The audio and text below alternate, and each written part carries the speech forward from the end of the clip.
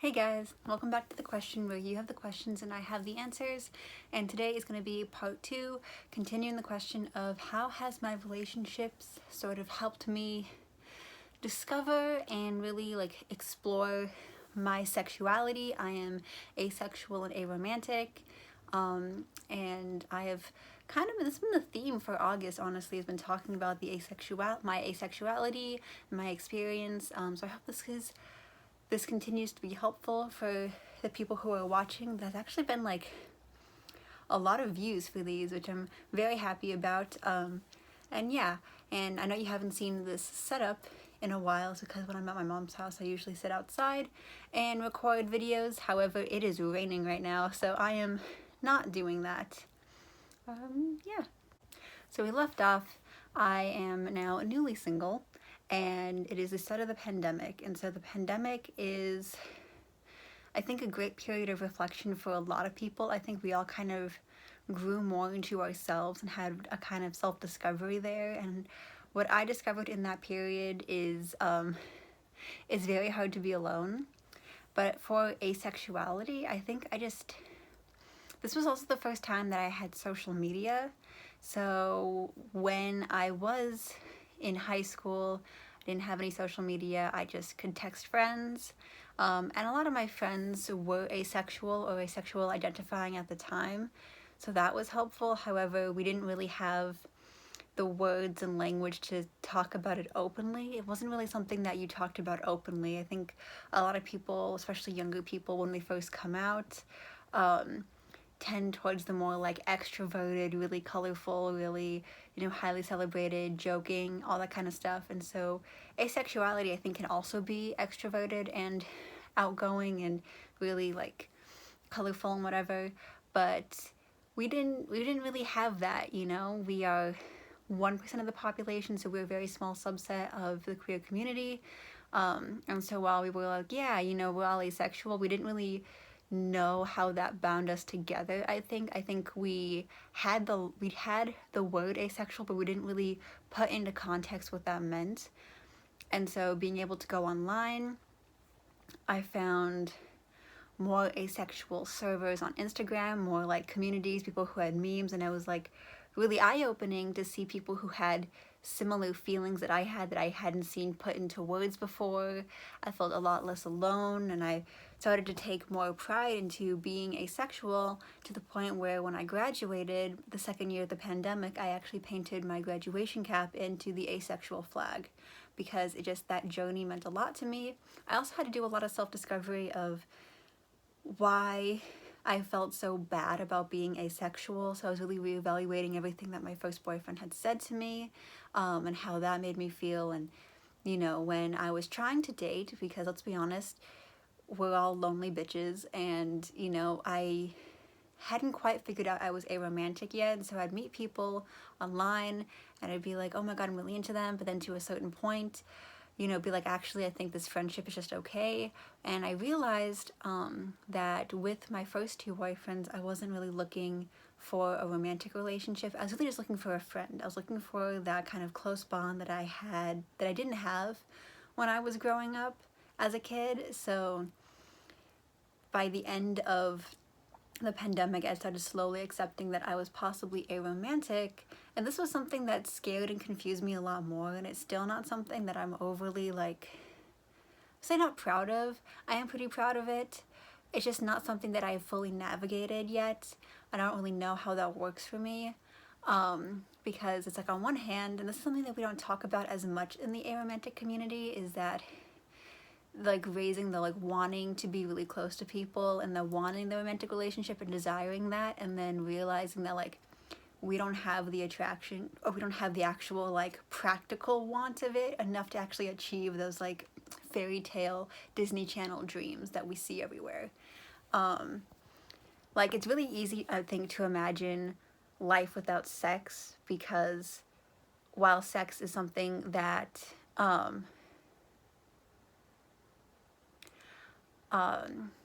sex is something that I think we're very hypersexual, but we don't actually promote or talk about the actual intricacies of sex a lot.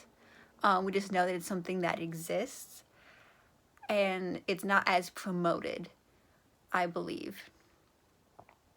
But yeah, so it was just harder for me to accept that I am a romantic than it was for me to accept that I'm asexual, but it's something I'm still working on. And as I've had a lot of like internet access to other communities, I think it's definitely helped me learn more about myself and accept more about myself. However, it also can feel isolating when you're in like a very niche part of even like a more niche category. As I said, like a lot of times when we look at aromantics, we see a lot of, oh, I just want to be friends with people, or I don't even want a connection, or I just don't understand like unnecessary romance and anything. And I think I just didn't have that. Like, I love romantic plot lines. I wanted to have a romantic relationship. I just don't have those feelings for people, and I never have. And that was also a really weird thing, to know that you could get into romantic relationships without knowing what romance was or what attraction was. I think that's something that's really confusing for me and confusing for a lot of people in the ace era community. Yeah, so anyway, that was that journey. Then I get to college. And at this point, I'm like kind of accepting more and more that I'm aro ace, and I meet my third boyfriend, and I'm upfront with him. I'm like, hey, I am aromantic, I am asexual, so like, don't. But you know, I think then he was the first person I actually felt romantic attraction to. And so that was like a really scary thing for me. Not scary, but just like like a mind fuck, because in my head I was like, oh, this is something that I've been wanting to feel like my whole life. This is what I've been waiting for, you know. But then like knowing that this is like such a rare feeling for me, you know. So I think I'm probably demi-romantic. So I only feel it when I've formed like a really close bond with people.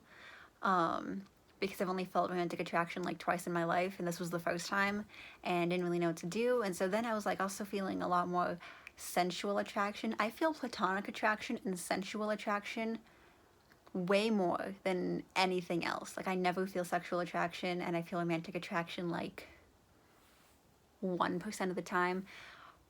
But also it was like navigating those feelings while also having the traumatic past of my past relationships. And so it was really nice because I could be open with him, and he was the first person that I could be open with, who accepted my gender identity, who accepted my aro aceness, who actually like asked me what I was comfortable with. And so, you know, we would like kiss, we'd make out, we'd like touch each other, hold each other, all that kind of stuff. But we never went anywhere sexual. Like, we talked about it, possibly, you know, doing sexual activities, but we never actually went there. And I think that really helped me navigate who I was. And also when I got to college, it became really like flirtatious and suggestive. I think that's partially because, you know, a lot of people view having sex as like this status symbol. And so I present myself as a way that is like, you can't tell if I've had sex or not, because I make a lot of sex jokes, which is very common in the asexual community, and I flirt with everybody, and I'm very suggestive. However, I have done nothing. I don't even know half the things, you know? I don't know anything about sex whatsoever, which is not good, because I'm really fascinated with like BDSM and kink communities, but I actually know nothing. I am a stupid idiot when it comes to any kind of sexual shit. But yeah, no, it just felt really good to have somebody who accepted me, and I could explore sensuality and attraction with this person, but I felt safely. However, I'm not with that person anymore because he got weird, and I'm not going to go into that whole story. Got weird, dumped me. But one of the things I thought was really nice of him was that when he broke up with me, he's like, hey, I just want to let you know, this is not because you're asexual, this is not because you're aromantic, you know, it's just not working out for me. Which I had a hard time accepting, because like every other time I've broken up with somebody, it's been regarding my asexuality. Anytime I've had a hard time like dating, it's because of asexuality, because we find sex so important. So even though he said that wasn't the reason, part of me was like, okay, but is it? But that had more to do with me projecting onto him and my insecurities, because even after this whole journey, and I'm still self-conscious and insecure about my asexuality, and it's becoming less and less, but that's still something that I have. And then afterwards, I got into, well, I made out with a few people. Just because I was like really into sensuality, and I was like, ooh, if I can be sensual with this person, I could be sensual with like anybody. That is not true. That is not how that worked. So I met a few people that I wasn't really like into, did not have a fun time. But I think that's also something important to learn. It's like, you know, part of the learning process of like, oh, I can feel this thing now. Maybe I can feel it for everything. Like maybe the switch finally clicked. But no, it's very specific. And I think that's what like demisexual, demi-romantic, demi-anything is it's very specific. And I think that's also hard for some of us to wrap our heads around. When we see people like have types, or people fall in love with something so like conventional or streamlined so quickly. But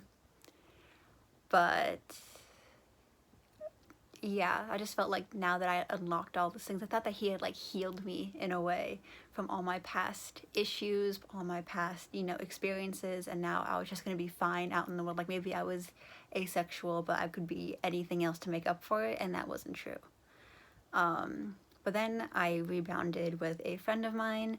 This was my first relationship with a woman, which was really cool, and she was also kind of like on the asexual spectrum, which I think was really cool, because she's also the first person I had been with who was kind of asexual, and so we could have like conversations once again about boundaries, about anything.